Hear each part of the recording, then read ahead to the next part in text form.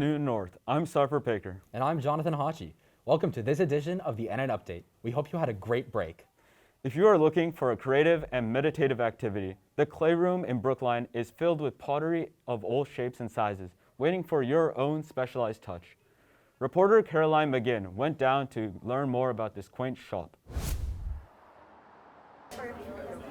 Hello Newton North, I'm Caroline McGinn, and today we are here at Clayroom in Brookline to learn about painting pottery, and we're going to be trying it out ourselves. So let's check it out. The Clayroom in Brookline is a true imaginative space, like a blank canvas filled with creative opportunity. In this space, guests can paint and customize any object of their choice from a wide range of pottery. Doug Fisher, president and co-owner, says the Clayroom is not only about arts, it's also about finding your calm in this tumultuous world, providing both a relaxing and enthusiastic creative environment. It is completely therapeutic. People come in from their hectic environment, especially with things like COVID going on, and they finally relax. A fateful painting trip to a friend's place in Connecticut left Doug and his family completely enamored with the art of pottery, and the family opened the Clayroom in May of 1997. Not exactly what Doug had predicted for his career. I got a degree in meteorology and communications, and I was going to do stuff that you're doing right here, except weather instead of interviews. With the cold of the winter settling in and the weatherman predicting a frigid season, the warmth of the shop creates an incredibly welcoming space for painting. If that isn't your style and you don't mind getting your hands a little dirty, you can learn to throw and spin your very own pottery in one of the Clayroom's 18 weekly wheel classes. With the Clayroom being a hands-on art experience, the COVID-19 pandemic created new barriers for the business to overcome as fewer people were able to come into the shop. Luckily, Doug was able to figure out a way to continue his business without in-person painting and lessons by creating take-home kits. The moment COVID hit and they shut us down for 9 weeks, I immediately put all my product into the front window with the paint choices and had people choosing through the window over the phone to create a take-home kit. We wanted to truly experience the artful and therapeutic process of painting pottery at the Clayroom, so we decided to customize a piece of our very own. All right. So you've chosen that cat sponge holder to paint? I have, yes. Nice. Right. First of all, you can have as many of these colors as you want. You need to paint 3 layers of paint. All right. 3 layers of paint involves painting it and then drying it with one of the hair dryers that are over on the wall over there on the other side of the room. Any mistakes made can be easily remedied with Doug's thoughtful help and advice, and the Clayroom's entire paint palette is completely available for any need. After painting, Doug takes all the pieces and then glazes and fires them, a process where mistakes are a little less forgiving. Ow, these hands have been burned. This is the most fun job any human being could ever have in your entire life. So yes, there is nothing more enjoyable than me running this store. We had a great time today here at Clayroom, and I got to make this beautiful little cat. If you are looking for a fun and creative activity this winter, make sure to stop by at Clayroom. For NN TV, this is Caroline McGinn signing off. Caroline, that cat looks perfect. While Caroline is making a new home for her cat, there are many animals without a home. Not just your typical household cats and dogs, but even farm animals are sometimes discarded. The Equine Rescue Network is one place battling this issue and rescuing unwanted horses, goats, donkeys, among other animals. Reporter Alex Katz has the story. Hello Newton North, my name is Alex Katz, and today I'm in Topsfield, Massachusetts at the Equine Rescue Network, and today we're hanging out with some horses. What do you have to say? This farm holds donkeys, mules, horses, goats, sheep, and even dogs. But there is something special about these animals. They have been rescued.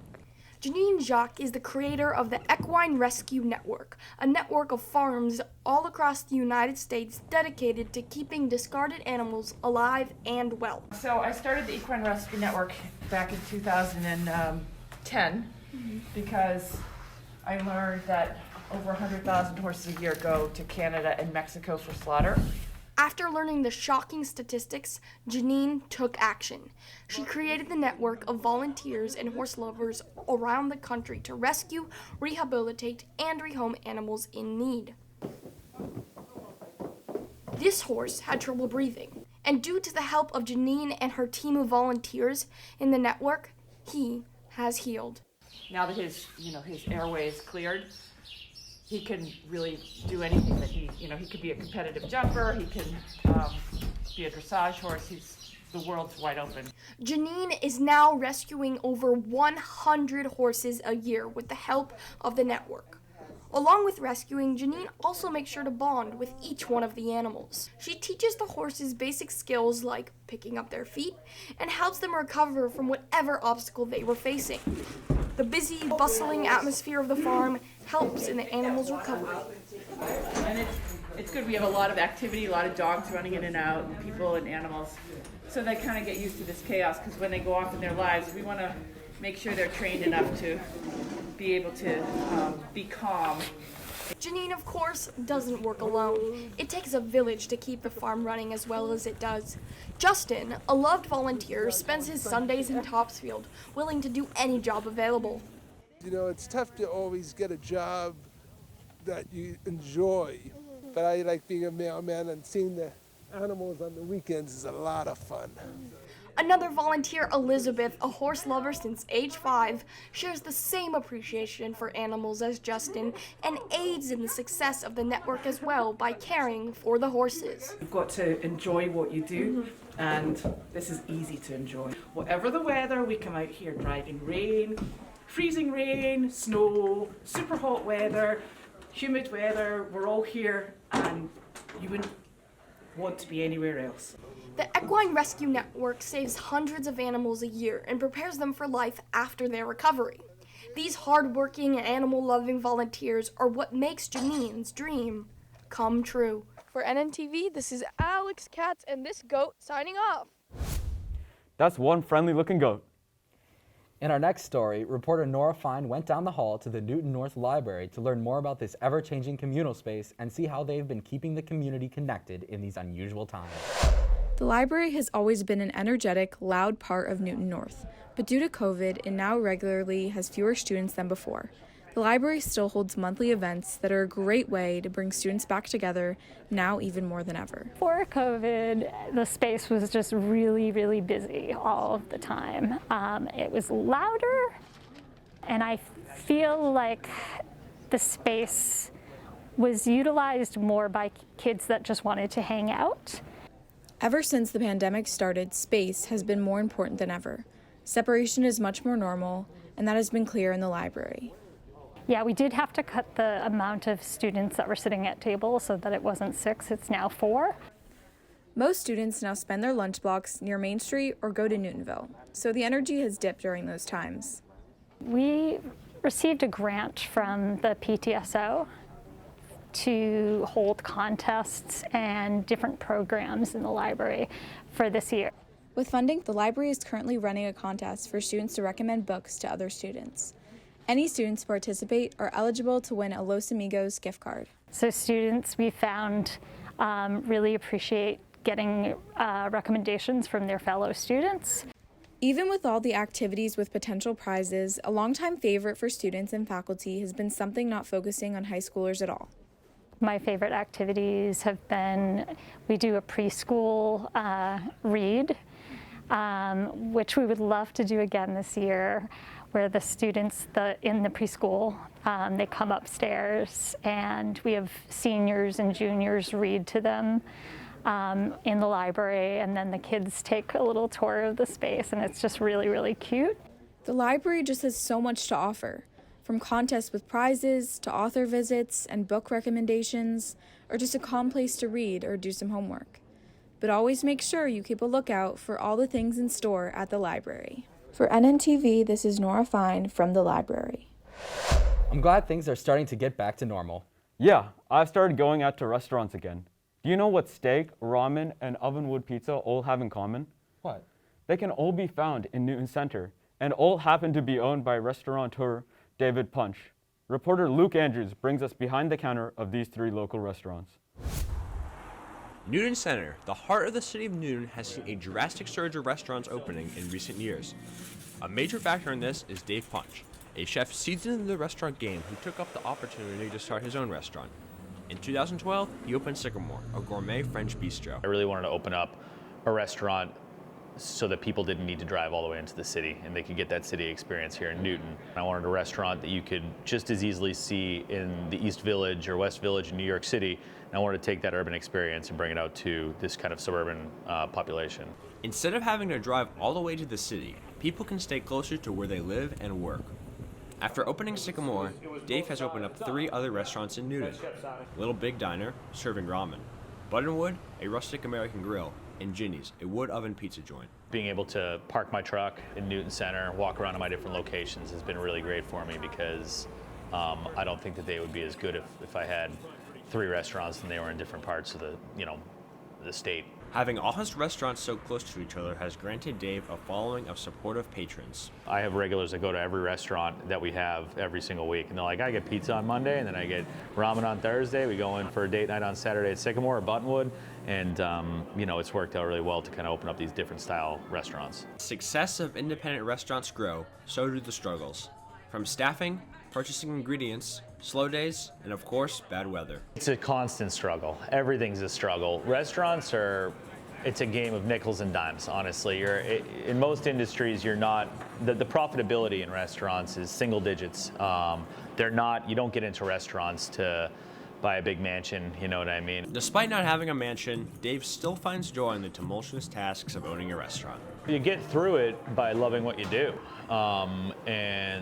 We've been lucky enough to be successful, which obviously helps ease the challenge. And I know that may sound, simple or fundamental, but when you're busy, it makes it worth it. When you're making a little bit of scratch, you're making some money, you're being successful, you're paying your people well, people are happy, then you're able to kind of put the blinders on and put your head down and get it done week in and week out.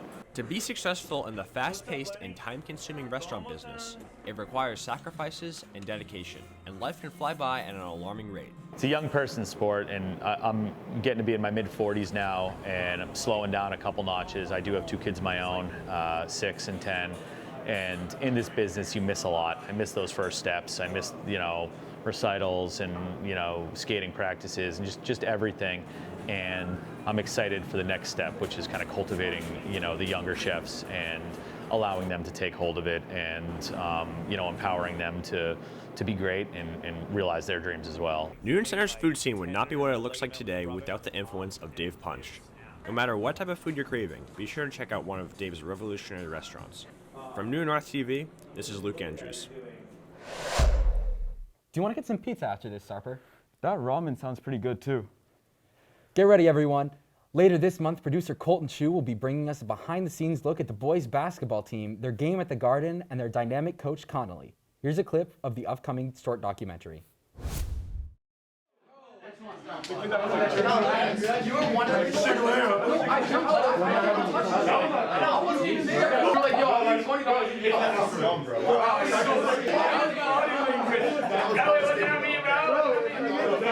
Hold on, we got the footage right here. We gotta get Colton.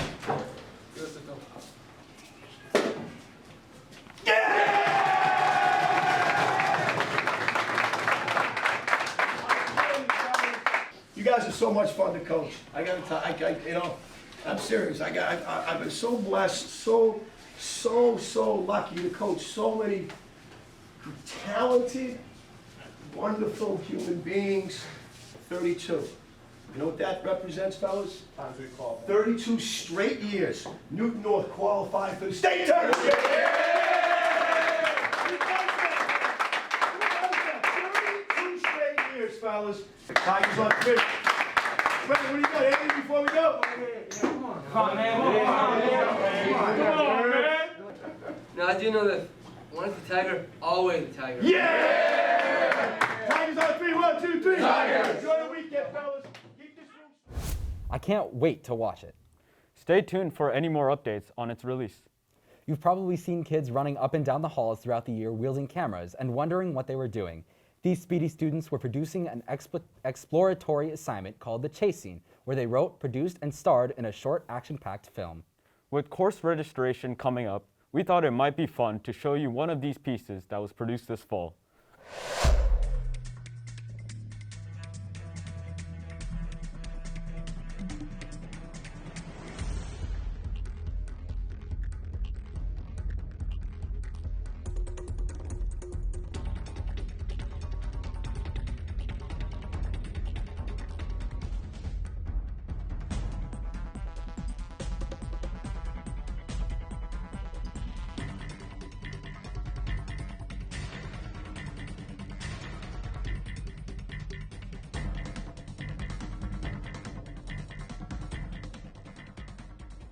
Oh, help, help, somebody help. Take it. Thank you very much. Ah, help, help.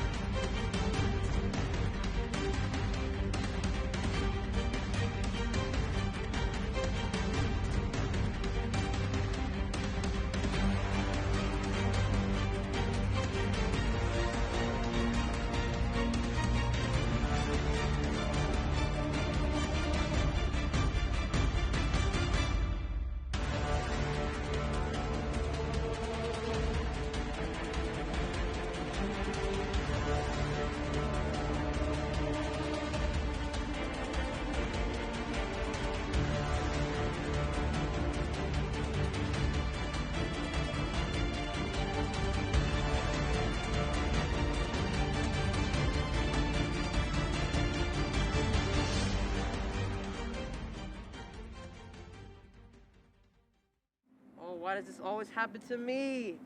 Every time I get money, it's always stolen. If you're interested in learning more about TV media arts and seeing what type of pieces are produced, go to our YouTube page. From chase scenes to producing the NN Update, there is something here for everyone to be a part of, in front or behind the camera. That's all for today's episode. If you have a story you would like us to feature, DM us on Instagram at Newton North TV. Thanks for watching, everyone.